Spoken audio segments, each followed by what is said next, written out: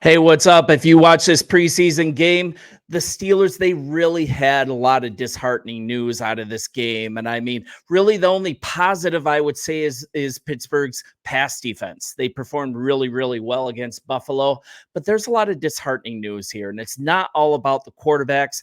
I want to talk about these injuries. And what's up? This is Sports Talk Steelers. I'm Sean. We are starting something new here. So please, such a blessing if you subscribe. Would love to have you part of this new community that we want to provide impartial and complete Pittsburgh Steelers coverage. So you guys join us. So, I mean, outside of a competent performance of the Pittsburgh Steelers pass defense, we're looking at really not seeing much go right during this preseason game. I mean, for one, I wanted to see Russell Wilson in this offense to see what it looked like. There are little bits of me that were missing Kenny Pickett at some points during the game, if that's really possible. But when Justin Fields came on, it got a little better, but that was still spotty. So I want to talk about these 4 injuries that the Pittsburgh Steelers had. 2, they're injuries, but 2 other ones are pretty consequential. And let's dig into this a little bit. The first one is the cornerback Anthony Everett. He went down with a hamstring injury, and also newly signed Tyler Matakevich, the linebacker. He suffered an ankle injury as well, and that's in the loss to Buffalo. Most notably, though, and this is the important injury, that is to running back Jaylen Warren. He sustained a hamstring injury, and there still is not news on how severe that is. It was enough to take him out of the game. And also linebacker Peyton Wilson, really key rookie. I've been hyping him up here and rightfully so. The guy is just a coverage and speed and tackling machine. He's going to be a great player for this team. He left the game in the concussion protocol, and this is just right after the Steelers learned that they'd be without offensive lineman Nate Herbig. Second, for an extended period of time, that's after the shoulder injury that he sustained during this last training camp practice.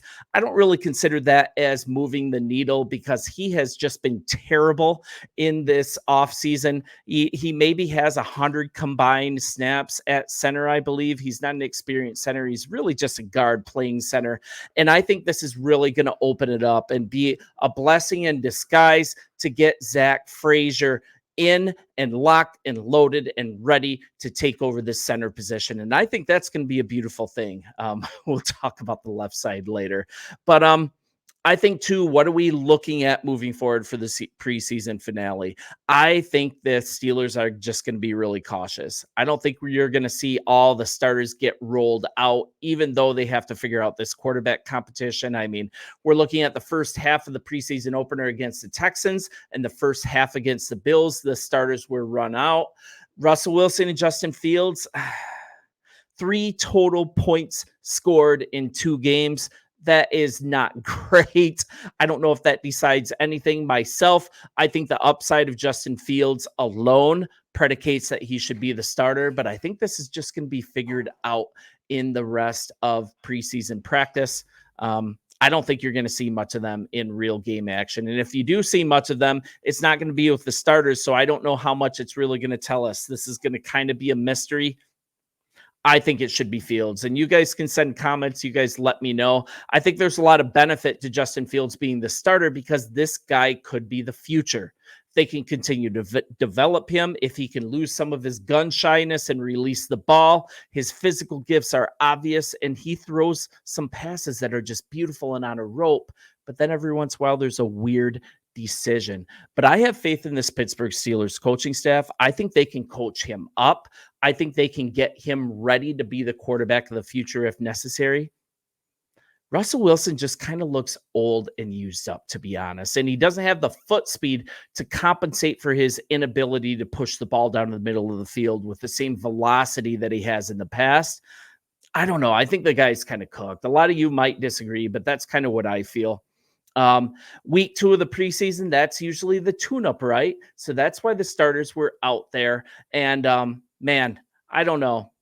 He just needs to be careful. I don't want this team to get to a sluggish start in 2024. The players just seem to be dropping like flies, and I don't think it can be afforded to get more notable injuries before meaningful football even begins. I'm going to keep a really close eye on this Jaylen Warren hamstring injury. Was really looking forward to seeing this tandem of backs. And actually, Najee Harris has looked really good so far in this preseason. But without that 1-2 punch, I don't think the running game is going to be that effective. And especially now that you're seeing issues with the offensive line, I think maybe when it's all said and done, this line just needs to gel. We're going to have 2 starting rookies on the line and also a second-year player that I'm not even going to say his name because he was such a turnstile.